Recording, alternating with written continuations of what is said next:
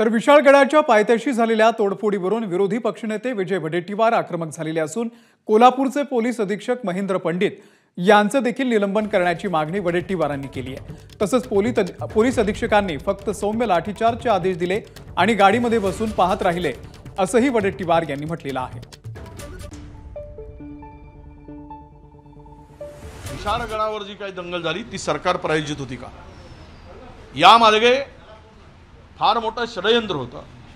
गुप्तचरांची माहिती होती की विशाळगडावर अतिक्रमणाच्या नावाखाली हौदोस घातला जाणार, तर त्या गडाच्या पायथ्याशी असलेल्या गावाचा कुठलाही संबंध नसताना त्या गावामध्ये या नालायक लोकांनी काही जे हौदोस घातलाय आणि तिथलं गाव बेचिराग करण्याचं काम केलंय। एक 50 मीटरवर पोलीस अधीक्षक पांडे नावाचा हे सगळं होत असताना त्या 50 मीटरवर त्यांची गाडी थांबली होती।